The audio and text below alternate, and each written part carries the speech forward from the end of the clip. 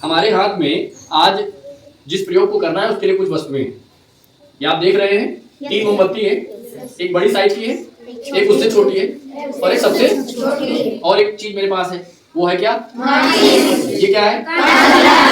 इन्हीं तीनों की मदद से हम एक प्रयोग करने वाले हैं। सबसे पहले हम इन तीनों मोमबत्तियों को जलाएंगे।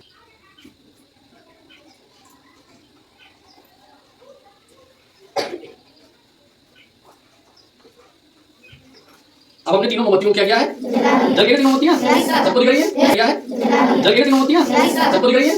अब तीनों मोमबत्तियों को जलाने के बाद, जैसा कि आप देख रहे हैं, सबसे बड़ी मोमबत्ती एक है, फिर छोटी है और एक सबसे छोटी है। आकार में तीनों का आकार अलग अलग है। अब तीनों मोमबत्तियों को जलाने के बाद हम ये कांच के गिलास को इसके ऊपर ढकेंगे और ढकने के बाद आपको देखना है कि इसके अंदर कौन सी क्रिया हो रही है और उसको ऑब्जर्व करना है और फिर उसके बाद क्या होता है वो बताना है आपको। सब लोग तैयार हैं? चलिए रखें। चलिए ध्यान से देखिए क्या हुआ।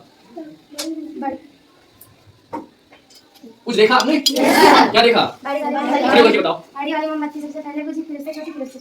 सबसे पहले क्या हुई? इस सबसे बड़ी वाली मोमबत्ती सबसे पहले जली, फिर उससे छोटी वाली, और सबसे जो छोटी वाली मोमबत्ती थी वो सबसे बाद में। आपको पता है कि जलने के लिए कौन सी गैस जिम्मेदार होती है? चलो बहुत बढ़िया। जलने के लिए जो गैस जिम्मेदार है वो है ऑक्सीजन गैस।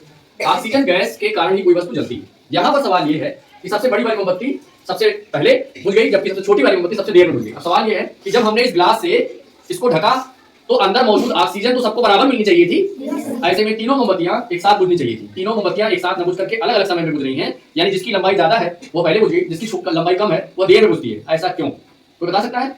इसका कारण ये है कि जब भी जितनी ऑक्सीजन इस ग्लास के अंदर थी वह ऑक्सीजन गैस या इसमें जब ऑक्सीजन गैस इसके साथ जलती है तो वह एक गैस बनाती है और उस गैस का नाम है कार्बन डाइऑक्साइड गैस। हम आपको यहाँ पर इसका प्रयोग दिखाते हैं।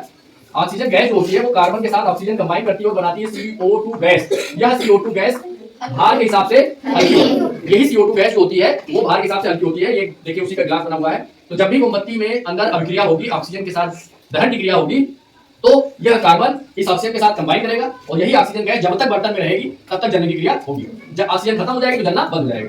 अब ये कार्बन डाइऑक्साइड गैस बनती है अंदर, यानी ऑक्सीजन किसमें बदल रही है? Carbon dioxide. ऑक्सीजन गैस होती है भारी, कार्बन डाइऑक्साइड गैस होती है हल्की। ये कार्बन डाइऑक्साइड जो गैस हल्की है, ये बर्तन में क्योंकि वजन हल्का है तो ये क्या है? ऊपर की तरफ स्थापित होगी, ऊपर की तरफ। और जैसे जैसे यह कार्बन डाइऑक्साइड नीचे की तरफ भरती हुई आएगी वैसे वैसे क्या होगा? मोमबत्ती बुझना। इसीलिए कार्बन डाइऑक्साइड के भरने के कारण पहली वाली यानी बड़ी वाली मोमबत्ती पहले बुझती है, उसके बाद वाली, और सबसे छोटी वाली मोमबत्ती जो है वो सबसे देर में बुझती है, सबसे बाद में बुझती है।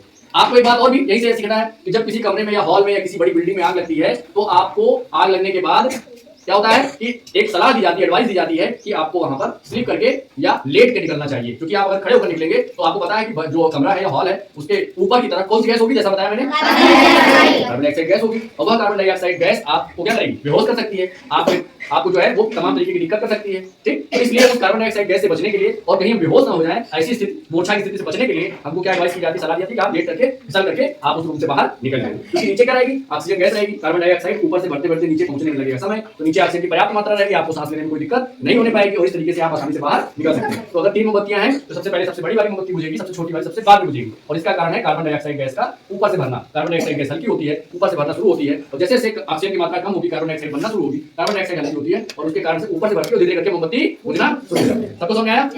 एक बार जोरदार ताली और समझ में आया?